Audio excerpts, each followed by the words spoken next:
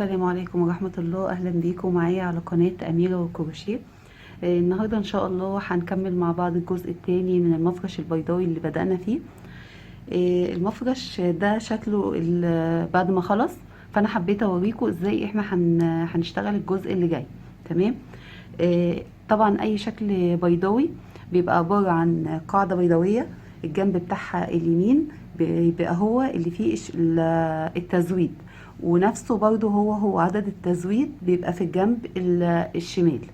اما الجزء اللي من فوق اللي هو ده، والجزء اللي من تحت ده بنشتغلوه اللي هو بيبقى خط مستقيم، بنشتغلوه من غير اي تزويد. تمام. فانا النهارده ان شاء الله هوريكم ازاي نشتغل بقية المفرش، وازاي هتبداي التزويد منين وهتنهيه فين.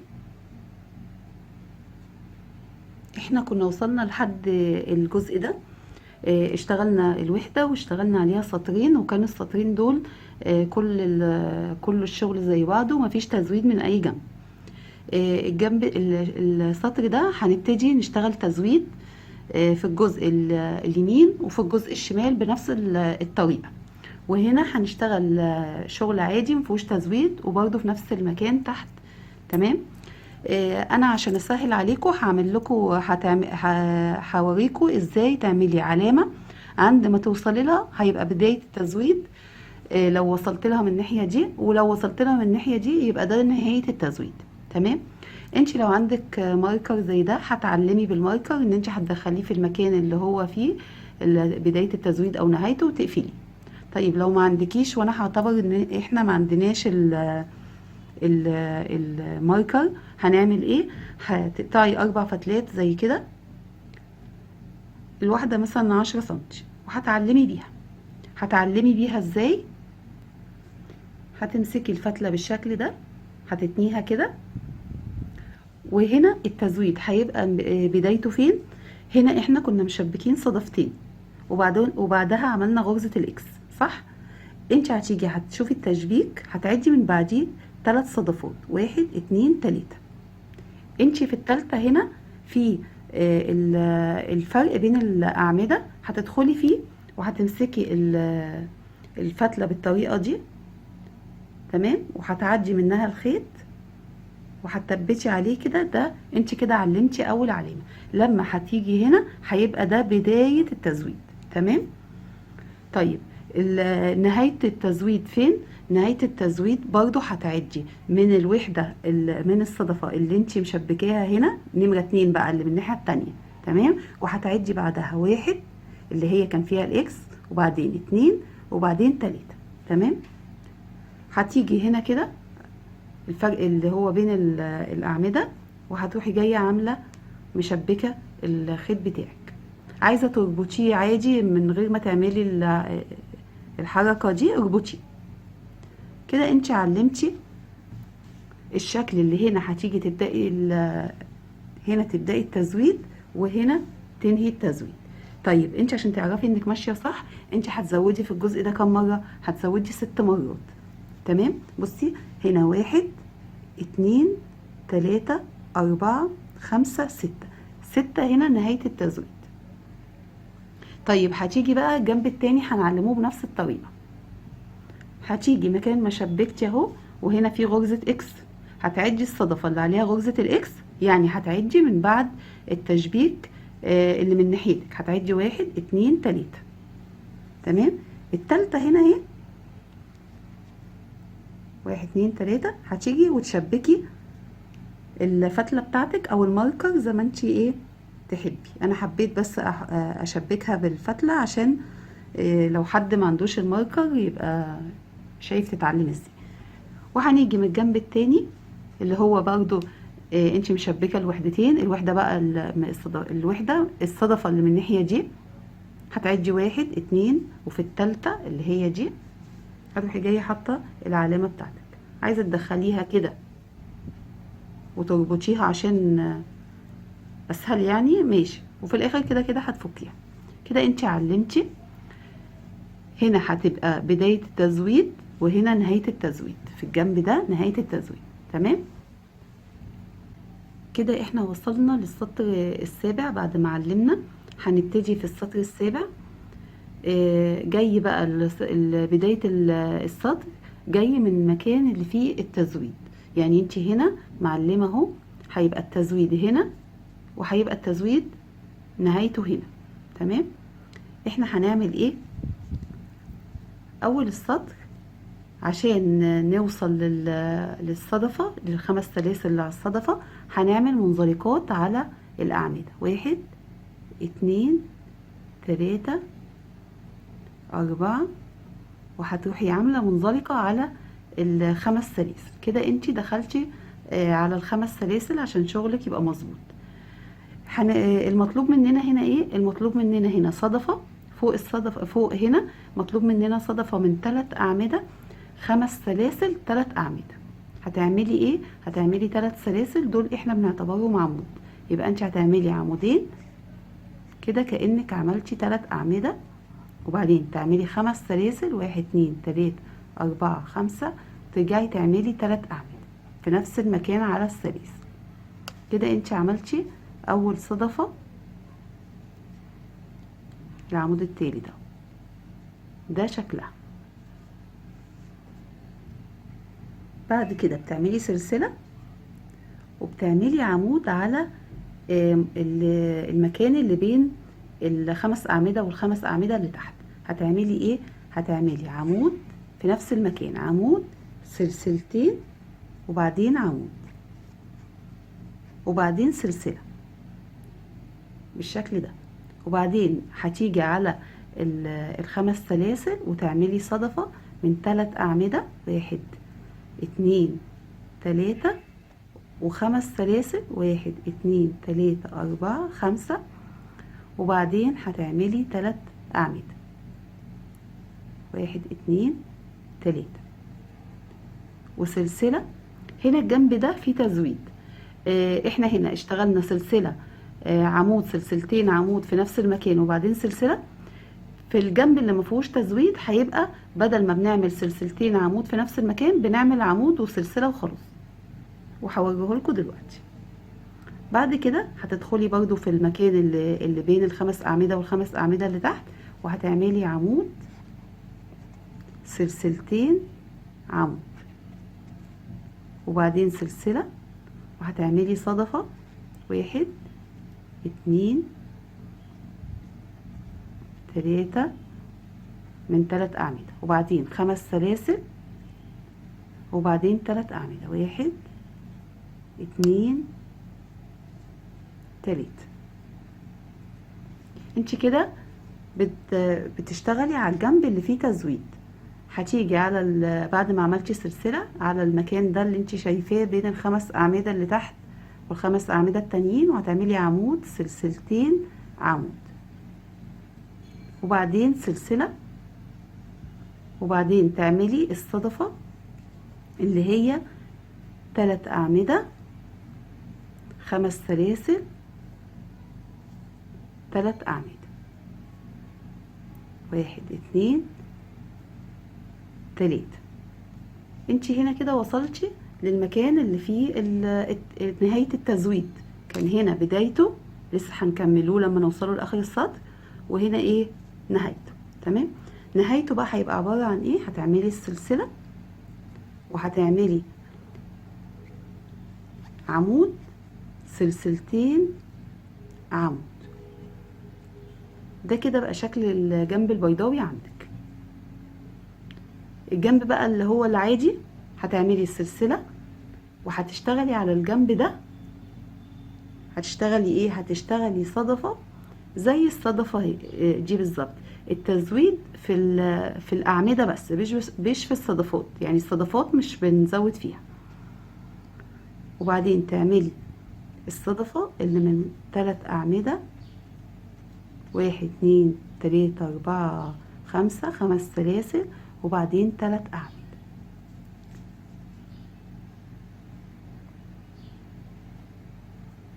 احنا قلنا الجنب ده مفيهوش تزويد، مفيهوش تزويد. يبقى هنشتغله ايه؟ هنشتغل سلسلة عمود بين الخمس أعمدة والخمس أعمدة زي ما انتوا شايفين كده، عمود سلسلة، وبعدين تشتغلي الصدفة 1 2 3. الصدفة ثابتة معانا ما فيهاش اي تزويد. 5 سلاسل، 1 2 3. وبعدين سلسلة، عمود، سلسلة، صدفة. وهتكملي السطر كله لحد العلامة اللي انت عاملاها للتزويد بنفس الطريقة. صدفة من 3 أعمدة، 5 سلاسل، 3 أعمدة، وبعدين سلسلة، عمود على المكان اللي بين ال5 أعمدة وال5 أعمدة اللي تحت، وبعد كده سلسلة وتكملي. هيبقى ده الشكل عندك بتاع الجنب المستقيم من المفرش. انت كده اشتغلتي باقي السطر على المكان اللي هو المستقيم. اشتغلتي الصدفة اللي من 3 أعمدة، 5 سلاسل، 3 أعمدة، وبعدين سلسلة، عمود، سلسلة. تمام كده انت وصلتي هنا لحد العلامة. اول ما توصلي للعلامة دي اعرفي ان انت هتبدأي التزويد. التزويد بيبدأ من قبل العلامة على طول. تمام. فانت هنا هتعملي سلسلة وهتشتغلي على العلامة. ابتداء من عند العلامة هتعملي بدل ما بتعملي عمود سلسلة هتعملي عمود سلسلتين عمود في نفس المكان. ده التزويد. وبعدين هتعملي سلسلة وهترجعي تشتغلي الصدفة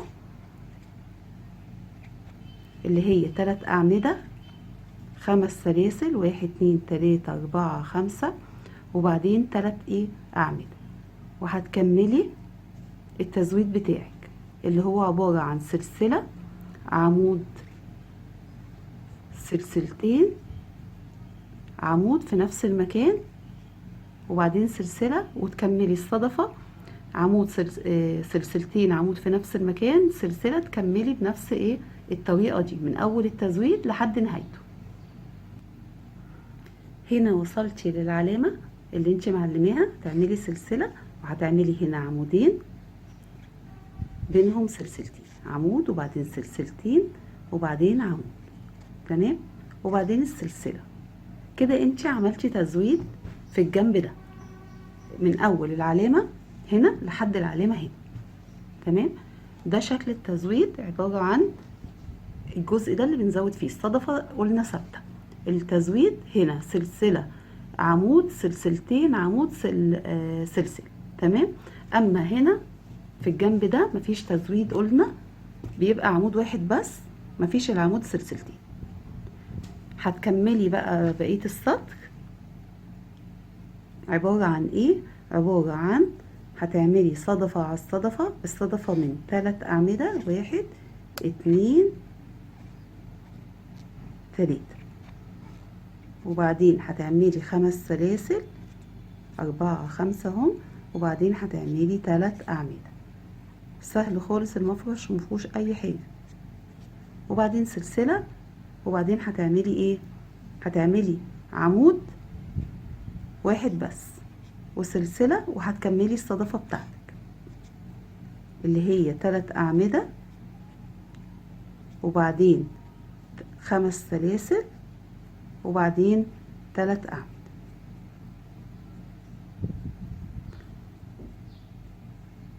وهتكملي بقى بنفس الطريقة. هيبقى عندك الشكل ده زي ما انت شايفة كده. هنا في تزويد وهنا مفيش تزويد، هنا وفي الجنب ده. تمام. عشان تتأكدي برضو انك ماشية صح هتشوفي العمودين هتلاقيهم متكررين، 1 2 3 4 5 6، العمودين اللي بينهم سلسلتين. هتكملي لحد نهاية السطر وهاجي اكمل معاكي. كده انت وصلتي لحد العلامة اللي عندها هنبدأ التزويد. انت اشتغلتي صدفة وبعدين سلسلة، عمود، سلسلة في الجزء ده كله، وجيتي عند التزويد وهتعملي سلسلة. وبرضه عشان تبقوا عارفين التزويد بيبدأ من قبل بداية السطر، بيبقى فيه 2 تزويد، هنا وهنا على العلامة، يعني هنا كده وعلى العلامة. هو في الباترون بادئ التزويد من هنا. انا مش مرضتش اغير في شكل الباترون عشان لو حد ماشي معايا وماشي مع الباترون في نفس الوقت ما يتلخبطش. هنا هتعملي على التزويد هتعملي عمود، سلسلتين، وبعدين عمود في نفس المكان وسلسلة. وبعد كده هتعملي الصدفة اللي هي من 3 أعمدة، وبعدين 3 سلاسل، 1 2 3 4 5، 5 سلاسل اسفة. وبعد كده هتعملي 3 أعمدة في نفس المكان كمالة الصدفة بالشكل ده. هنا هيبقى فاضل لك واحدة بس اللي هتزودي فيها، اللي هي هتعملي سلسلة وهتعملي عمود، سلسلتين، عمود في نفس المكان، وهتقفلي السطر بتاعك. بعد ما تعملي السلسلة هتقفليه على 3 سلسلة انت بدأتي بيها السطر، هتدخلي وتعملي منزلقة. تمام كده احنا قفلنا السطر السابع. السطر الثامن شكل التزويد هنا هيختلف. الجنب ده هيبقى ثابت عندنا الصدفة وبعدين سلسلة عمود، ده هيبقى ثابت عشان احنا لو زودنا هنا هيكشكش. اما هنا بنزود وفي نفس في نفس الوقت بيغير في اشكال الغرز عشان يدي منظر من ناحية الجنب البيضاء. تمام. هنا مغير شكل الغرزة، فعامل ايه؟ فعامل غرزة اكس. الغرزة دي بدل ما كان عامل تحت سلسلة وبعدين عمودين بينهم سلسلتين، عامل هنا سلسلتين اكس، غرزة الاكس وبعدين سلسلتين. انا هشرح دلوقتي معاكم الجزء ده وهوريكم ازاي غرزة الاكس بتتعمل. نبدأ مع بعض السطر الثامن. السطر الثامن هيبقى فيه اختلاف في الشكل البيضاوي عن الشكل المستقيم اللي معانا. تمام. فاحنا هنا هيبقى عندنا 6 من غرزة الاكس، من اول العلامة لحد العلامة التانية، على كل عمودين من دول هنعمله غرزة اكس. يبقى احنا هنا من بداية الشغل بعدها هيبقى عندك 4 اكس، 1 2 3 4، وفي اخره بتكمليها بالاتنين الاكس التانيين، بيبقى كده كملتي 6 غرز اكس. تمام. هنبدأ السطر بان احنا بنعمله منزلقة على اول عمود، ومنزلقة على التاني، ومنزلقة على ال5 سلاسل. كده احنا دخلنا في قلب الصدفة. هنشتغل ايه؟ هنشتغل صدفة من 3 أعمدة، 5 سلاسل، 3 أعمدة. احنا اشتغلنا كده 3 سلاسل باعتبارهم أول عمود، يبقى فاضل لنا عمودين. بعد كده هتعملي 5 سلاسل، 1 2 3 4 5، وفي نفس المكان هتعملي 3 أعمدة، 1 2 3. كده انت عملتي صدفة. بعد كده بتعملي سلسلتين في الجزء ده، سلسلتين. تمام. الجزء البيضاوي، وبتاخدي لفتين على الإبرة عشان هتعملي هنا غرزة الإكس. غرزة الإكس بتعمليها بتدخلي على أول عمود وتاخدي أول لفتين على الإبرة، وبعدين تاخدي لفة على الإبرة وتدخلي على تاني عمود وتاخدي أول لفتين، وبعدين تاخدي تاني لفتين زي غرزة الكلاستر كده. انت قفلتي غرزة الإكس من تحت. بعد كده بتكملي لفتين لفتين كده، انت عملتي العمود اللي من فوق. بعدين بتشتغلي سلسلتين وتاخدي لفة على الإبرة بتاعة العمود، وتروحي جاية داخلة في ملتقى العمودين هنا كده. خلاص انتي حفظتيها. وتروحي جاية ايه؟ اخده لفتين لفتين مع بعض كده. انتي عملتي غرزة الاكس اللي بعمود وبلفتين، يعني غرزة الاكس بدايتها بلفتين بس على الإبرة. وترجعي تعملي سلسلتين وهتشتغلي، احنا قلنا الصدفة ثابتة معانا، هتشتغلي الصدفة من 3 أعمدة، 5 سلاسل، 1 2 3 4 5، وبعدين 3 أعمدة في نفس المكان، 1 2 3. ده هيبقى الشكل عندك من الجنب البيضاوي. تمام. هترجعي تعملي سلسلتين وهتاخدي لفتين على الإبرة، وهتيجي على أول عمود وهتاخدي لفتين وهتسيبي الباقي على الإبرة، وبعدين تاخدي لفة تانية على الإبرة وتاخدي على العمود اللي بعدها هتاخدي ايه؟ لفتين مع بعض، وبعدين لفتين مع بعض قفلتي تحت، هتروحي جايه قافله فوق، وتروحي جايه عامله سلسلتين، وتروحي جايه واخده لفه على الابره. تدخلي فين؟ على ملتقى العمودين اهو. ماشي. تدخلي تعدي فيهم، وبعد كده بتاخدي لفتين لفتين كده. انت عملتي غرزه الاكس التانية، وبعدين بتعملي سلسلتين وتكملي الصدفة بتاعتك اللي هي عبارة عن 3 أعمدة، 5 سلاسل، 1 2 3 4 5 وايه و3 اعمدة. كده احنا عملنا 2 من الاكس، فاضل لنا في الجنب ده 2 و2 في الاخر هنكملهم لما نيجي نقفل السطر.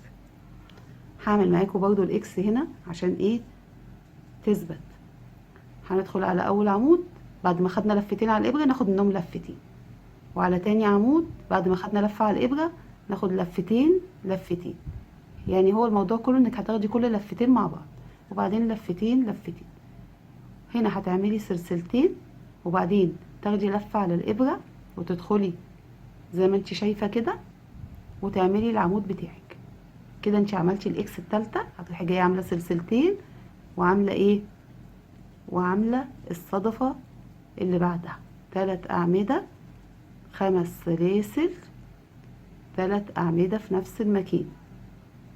وهنا بقى هتيجي الجزء اللي جاي ده اخر التزويد في الجنب ده اللي هي غرزه الاكس. هو هنا عامل لك غرزه اكس منها تزويد ومنها شكل حلو للمفرش من جنب البيضاوي. وهتاخدي لفتين على الابره وهتدخلي على اول عمود وهتعملي اول لفتين مع بعض وهتاخدي لفه وتاني عمود تعملي لفتين مع بعض وبعدين ترجعي تاخدي كل لفتين مع بعض وبعدين تعملي سلسلتين. دي عشان تبقى فرق بين العمود والعمود في الاكس زي ما في سلسلتين كده من تحت. وبعدين تاخدي لفه واحده على الابره وتروحي جايه عامله ايه داخله في ملتقى العمودين وعامله غرزه الاكس. انت كده بقيتي عند اخر عند العلامه اهو بتاعه التزويد. كده وقفتي خلاص التزويد؟ لا، انت هنا لسه فاضلك سلسلتين.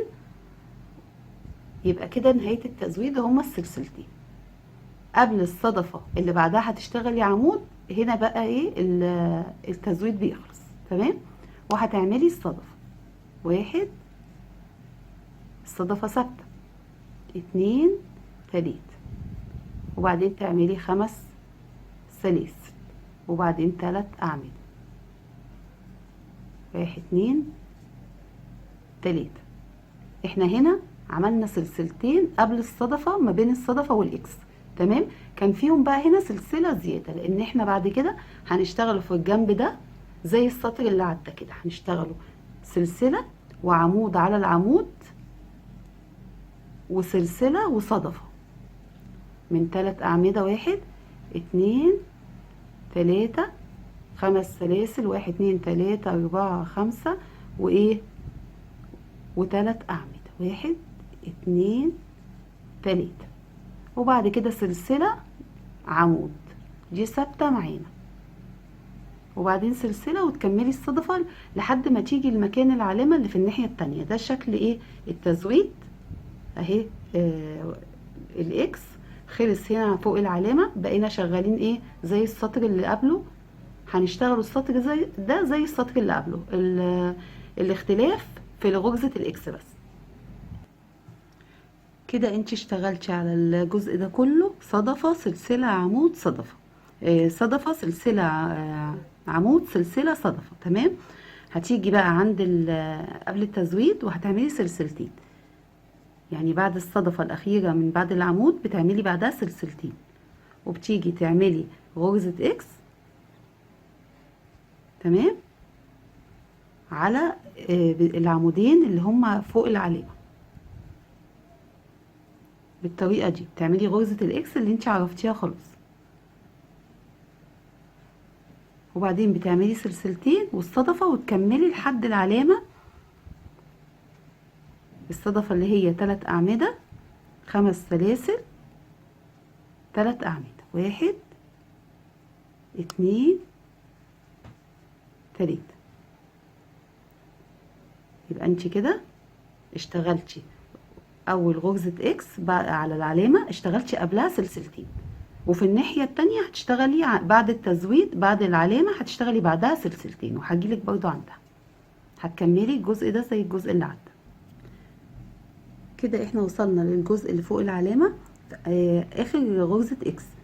هتعمليها هتاخدي لفتين على الابره وتدخلي على اول عمود تاخدي اول لفتين وبعدين تاخدي لفه على الابره وعلى العمود التاني تاخدي لفتين وبعدين لفتين لفتين لفتين وبعدين سلسلتين وتدخلي تاخدي لفة وعلى ملتقى العمودين بتخلصي كده. احنا خلصنا التزويد، بس فاضل لنا سلسلتين بعد العلامة.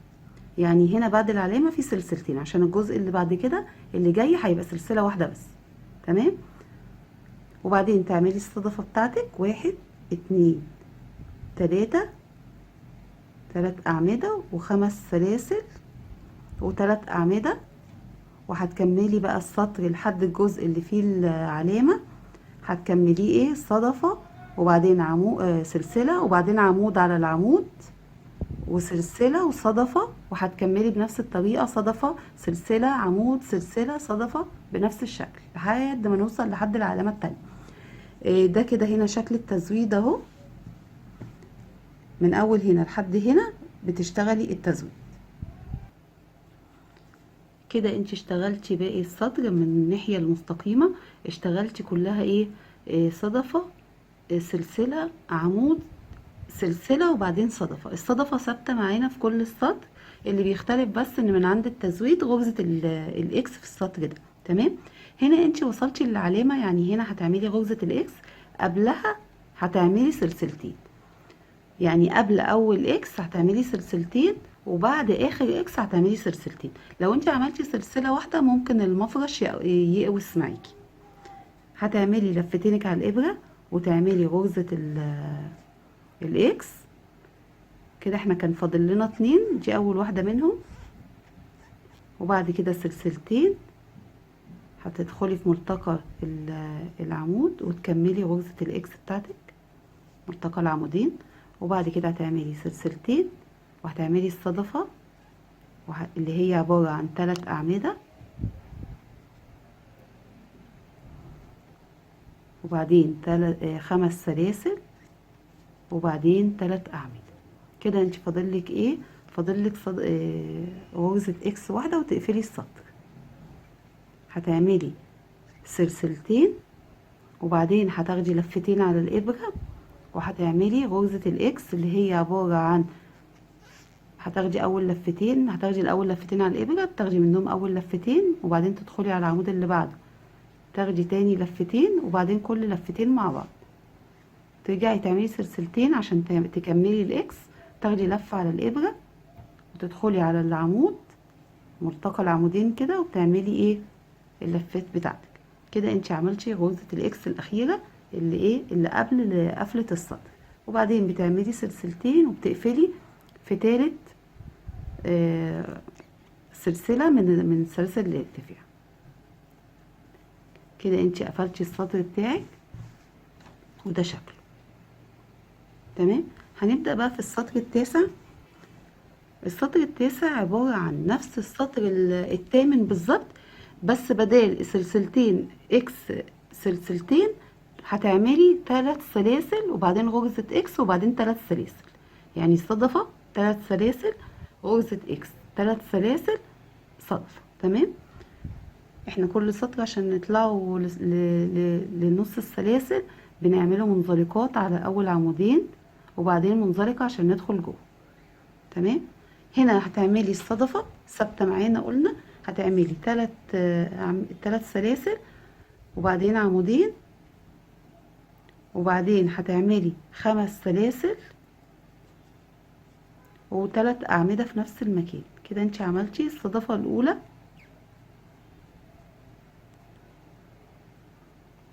تمام. اهي ده شكلها. بعد كده بتعملي بقى عند الجنب اللي هو البيضاوي بتعملي 3 سلاسل، بدل سلسلتين كنت تحت شغالة سلسلتين هتعملي 3 وهتعملي اكس، هتاخدي لفتين على الإبرة. هنا بقى الاكس هتدخلي فين؟ هتدخلي على أول عمود وتاخدي أول لفتين وبعدين تاخدي لفة على الإبرة وتدخلي على العمود بتاع الاكس التاني وتاخدي اول لفتين وبعدين تاخدي كل لفتين مع بعض. تمام. وبعدين هتعملي سلسلتين وتدخلي على ملتقى العمودين كده وتعملي تعملي بقية العمود. وهنا هتعملي طبعا 3 سلاسل. لازم تبقي فاهمة ان السطر ده من الجنب البيضاوي صدفة 3 سلاسل غرزة اكس 3 سلاسل. تمام. هتعملي ايه؟ هتعملي الصدفة بتاعتك من 3 عمود، 1 2 3، وبعدين هتعملي 5 سلاسل، 1 2 3 4 5، وبعدين 3 أعمدة، 1 2 3، 3 سلاسل، وهتكملي لحد العلامة 3 سلاسل غرزة اكس، 3 سلاسل صدفة. وعندما هتوصلي للعلامة اللي هي نهاية الشكل البيضاوي في الجزء ده، هتعملي ايه؟ هتعملي غرزة الاكس فوق العلامة اهي، اخر غرزة اكس في الايه، في الجنب ده، وتكمليها بسلسلتين، وتعملي لفة على العمود وتكمليها كده. وبعدين قبل الصدفة اللي بعد العلامة بتعملي 3 سلاسل، 1 2 3، تمام. وبعدين بتعملي الصدفة ال3 أعمدة، 5 سلاسل، 1 2 3 4 5، وبعدين 3 أعمدة، وبعدين بقى بتكملي شغلك اللي هو الثابت معاكي، اللي هو سلسلة عمود سلسلة صدفة، تمام، لحد ما توصلي لحد العلامة اللي في الجنب التاني. كده احنا خلصنا وجينا عند العلامة اللي في الجنب التاني. انا بس بشتغلها معاكم، انتوا خلاص حفظتوا الطريقة، بس انا بشتغلها معاكم هنا عشان اوريكم ان لازم هنا تعملي 3 سلاسل بعد الصدفة، وبعدين تعملي اكس، تمام، عشان لو ما عملتيش 3 سلاسل وعملتي سلسلتين زي السطر اللي قبله هيقوس معاكي. كده انت ايه، اشتغلتي 3 سلاسل قبل العلامة، وبعدين هتكملي غرزة الاكس بتاعتك، وبعدين هتكملي بقى لحد العلامة اللي بعدها 3 سلاسل صدفة، 3 سلاسل غرزة اكس، 3 سلاسل صدفة، تمام. كده انت وصلتي لحد العلامة، هتعملي 3 سلسلة، وبعدين هتعملي لفتين على الابرة وتعملي اخر غرزة اكس في الجزء ده، تمام. 1 كده بالطريقة دي كده خلاص انت حفظتي غرزة الاكس. وبعد كده بعد العلامة لازم تعملي 3 سلاسل، 1 2 3، وبعدين بتعملي الصدفة بتاعتك وتكملي شغلك عادي اللي هي 3 أعمدة، وبعدين 5 سلاسل، وبعدين 3 أعمدة، 1 2 3، وبعدين سلسلة عمود في الجزء ده بقى هتكمليه كله صدفة، سلسلة عمود، سلسلة صدفة، تمام. يبقى انت في الجنب ده عملتي 6 من غرزة الاكس من فوق العلامة، 1 اهي، 2 3 4 5 6، هتكملي بقى شغلك لحد اخر السطر. كده احنا وصلنا لحد العلامة. قبل العلامة قلنا هتعملي قبل غرزة الاكس هتعملي 3 سلاسل، تمام، وبعدين هتعملي على غرزة الاكس غرزة اكس على اول عمود، هتاخدي لفتين على الابرة، وبعدين تعملي اول لفتين مع بعض، وبعدين تاخدي لفة على الابرة وتعملي اول لفتين، تاني لفتين، وتكملي العمود. كده انت عملتي نص الاكس، هتاخدي سلسلتين وهتدخلي على ملتقى العمودين دول وتعملي العمود، وبعدين 3 سلاسل. احنا قلنا في الاول ان احنا هنكمله في 2 اكس هنكملهم في اخر السطر، هما دول. وبعدين هتعملي الصدفة الثابتة معاكي هنا اللي هي من 3 أعمدة، 5 سلاسل، 3 أعمدة،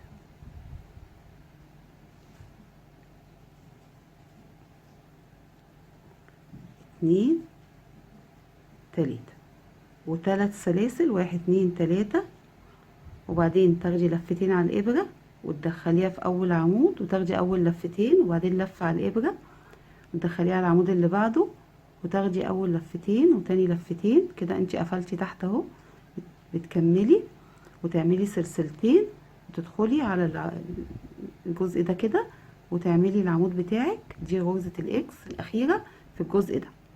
هتقفلي بعدها السطر، هتعملي 3 سلاسل وتقفلي السطر في ايه، في تالت سلسلة. كده انت اشتغلتي خلاص الجزء ده.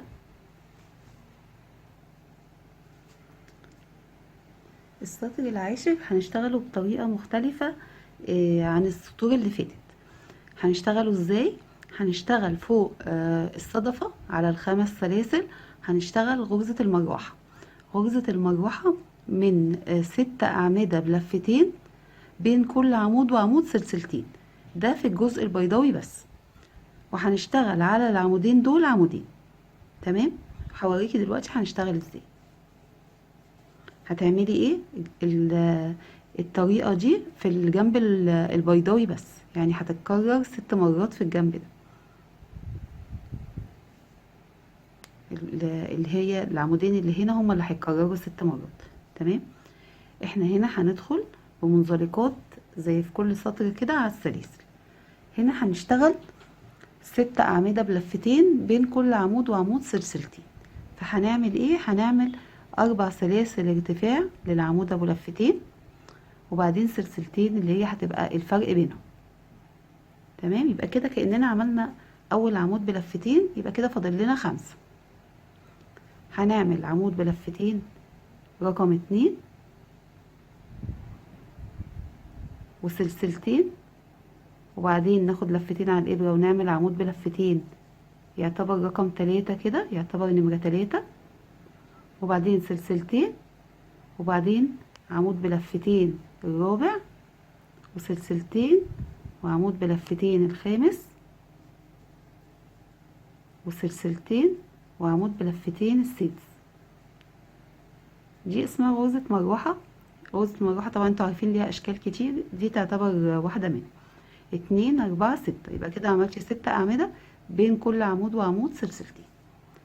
هتيجي تعملي ايه؟ هتعملي سلسلتين، 1 2، وعلى العمود الاول هتعملي عمود، وعلى التاني مفيش سلاسل بينهم هتعملي عمود، وبعدين سلسلتين بالشكل ده، وبعدين هترجعي تعملي 6 أعمدة بلفتين بين كل عمود وعمود سلسلتين. هتروحي جاية عاملة أول عمود وسلسلتين وتاني عمود وسلسلتين وتالت عمود وسلسلتين ورابع عمود سلسلتين خامس عمود وسلسلتين والسادس. وبعد كده بتعملي سلسلتين، وعلى الأعمدة اللي هي بتاعت غرزة الإكس هتعملي على أول عمود عمود، وهتعملي على طول كده على تاني عمود عمود وسلسلتين. ده هيبقى الشكل بتاعها. هتكملي بنفس الطريقة لحد العلامة اللي هي على الصدفة 6 عمود بلفتين بين كل عمود وعمود سلسلتين، وبعدين سلسلتين، عمود على العمود الأول من غرزة الإكس وعمود على العمود التاني وبعدين سلسلتين. كده انت وصلتي للعلامة. عند العلامة هنعمل ايه؟ هنعمل سلسلتين بعد ما عملنا ال6 أعمدة بلفتين بين كل عمود وعمود سلسلتين، وهتعملي بعد السلسلتين هتعملي عمود وبعدين عمود وبعدين هتعملي سلسلتين. تمام، هنا بقى الصدفة اللي بعدها شغلها هيختلف. الصدفة المروحة في الجزء ده هتبقى مختلفة عن المروحة اللي عند الشكل البيضاوي. هتبقى عبارة عن ايه؟ اول واحدة بس اللي هي بعد العلامة هتبقى عمود بلفتين في اول واحدة بس. يعني هنا كده خلاص احنا كده خلصنا العمود بلفتين. وبعد كده هتعملي بدل ما تعملي بقى كمان 5 عمود بلفتين هتعملي 4 بس، يعني هتخليهم 5 عمود بلفتين كده التاني، وبعدين سلسلتين التالت وسلسلتين الرابع وسلسلتين الخامس. كده انت عملتي في الجزء ده بس اللي هو هيبقى بعد التزويد هنا، بعد العلامة، وبرده في الناحية التانية قبل العلامة عملتي 5 عمود بلفتين. هتكملي بقى ازاي الجزء ده؟ هتكمليه بالطريقة دي، هتعملي سلسلتين وهتيجي على الخمس سلاسل وتعملي عمود. تمام كده انت عملتي، بدل ما تعملي عمود بلفتين زي اللي عدى هتعملي عمود واحد بس، وبعدين تيجي على العمود اللي انت عاملاه تحت وهتعملي عليها برضو عمود، وبعدين هتيجي على اول عمود من المروحة اللي بدل ما بتعمليه بلفتين هتعمليه عمود واحد بس. ده الشكل، ربطتي كده بينهم بالطريقة دي. يبقى هنا بقى المروحة هتبقى عبارة عن ايه؟ المروحة في الجزء الاول عبارة عن 6 عمود بلفتين، بين كل عمود وعمود لفتين. هنا هيبقى في الاول في عمود وبعدين سلسلتين وبعدين 4 عمود بلفتين، بين كل عمود وعمود سلسلتين وبعدين سلسلتين عمود، بالطريقة اللي انت هتشوفيها دلوقتي. انت هنا كده عملتي اول عمود، هتعملي سلسلتين وعمود بلفتين رقم 1. انت عايزة هنا تعملي 4، وبعدين سلسلتين وعمود بلفتين التاني، وسلسلتين وعمود بلفتين التالت.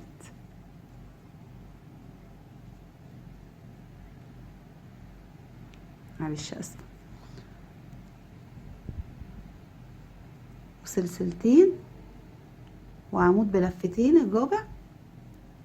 يبقى انت كده عملتي ايه؟ عملتي عمود وبعدين سلسلتين وبعدين 4 عمود بلفتين، بين كل عمود وعمود سلسلتين. بترجعي تعملي سلسلتين وبعدين في نفس المكان على الخمس سلاسل بتعملي عمود. ده كده الشكل عندك، عمود وفي الاخر عمود.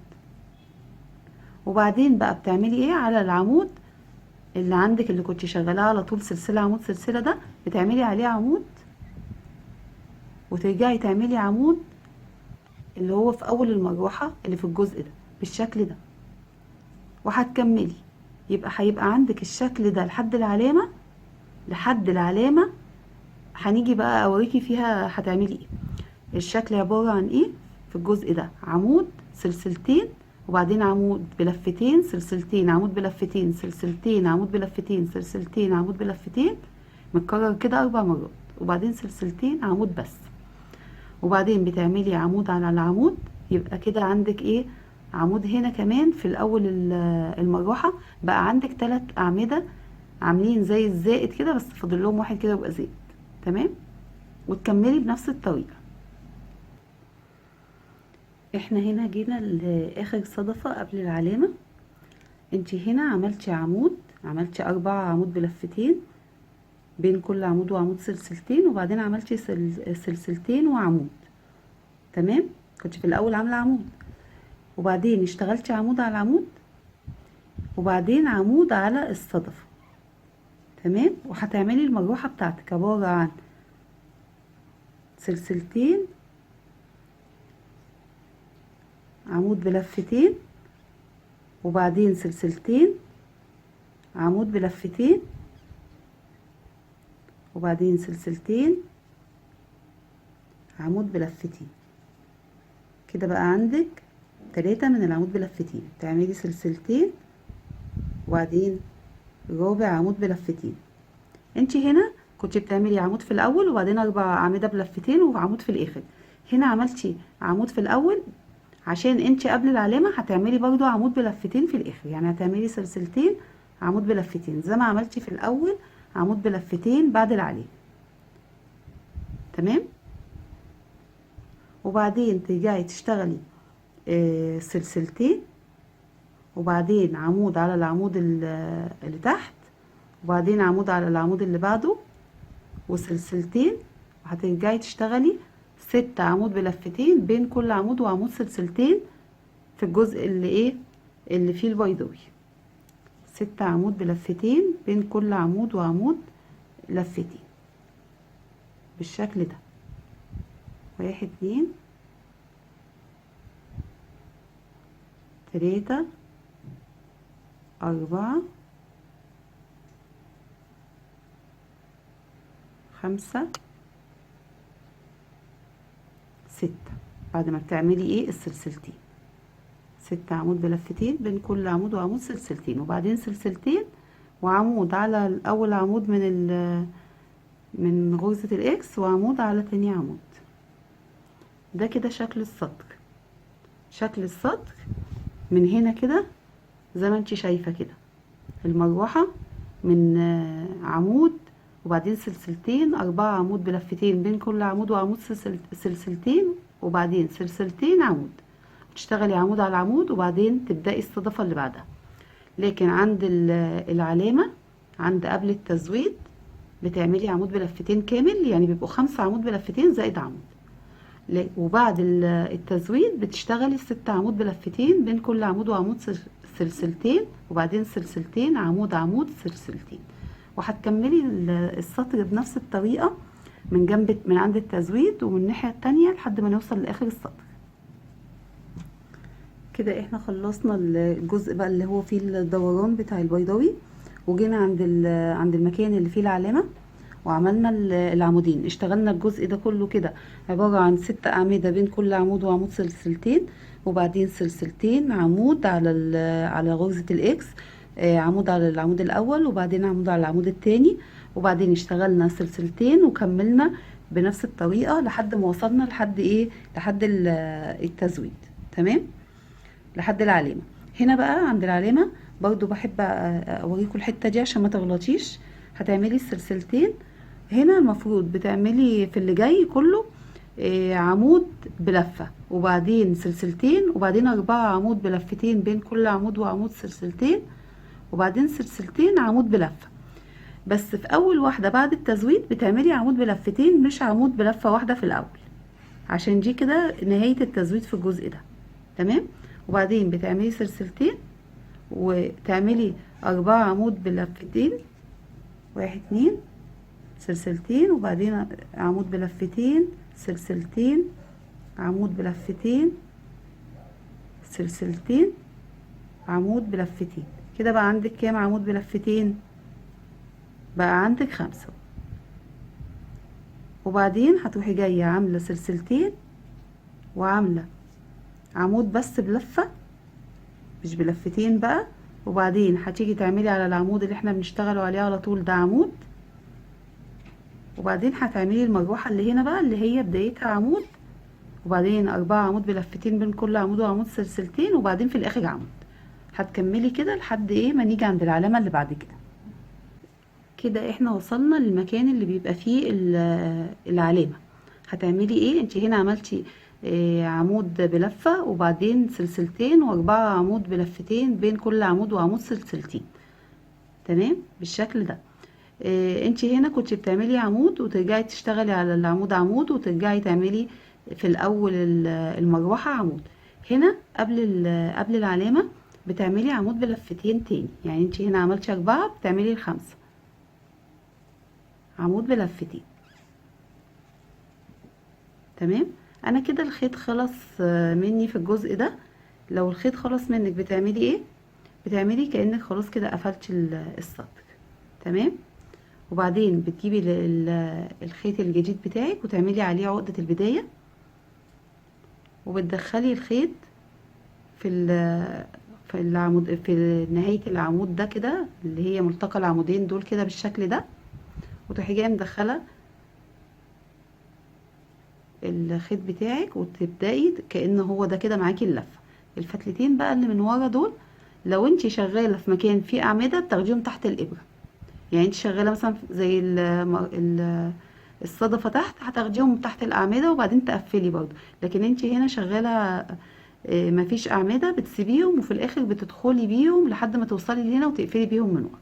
تمام، هنا بقى انت عملتي عمود بلفتين، بترجعي تعملي ايه؟ بتعملي على المكان اللي فيه العلامة اللي هي كانت غرزة الاكس عمود وبعدين عمود، وترجعي تشتغلي الاول بتعملي سلسلتين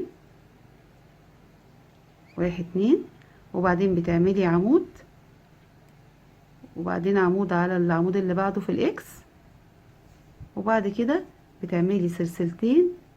ده بيبقى الفرق بين في جنب البيضاوي، بيبقى فرق بين المروحة والعمودين، وتروحي جايه عامله 6 عمود بلفتين، بين كل عمود وعمود لفتين، سلسلتين، 6 عمود بلفتين، 1 2 3 بلفتين اهو، 2 وبعدين التالت، وبعدين سلسلتين والرابع، سلسلتين والخامس، سلسلتين والسادس. وبعد كده بتعملي سلسلتين وبتيجي على غرزة الاكس، على اول عمود منها بتعملي عمود، مفيش هنا بقى سلاسل خلاص بينهم، بتعملي العمود التاني وبعدين سلسلتين وتقفلي السطر بتاعك. بتقفليه فين بقى؟ في رابع سلسلة، عشان هو العمود بلفتين بنعمله له 4 سلاسل في الاول. تمام كده انتي خلصتي الجزء ده. كده احنا خلصنا السطر التاسع وهنبدأ في السطر العاشر ان شاء الله.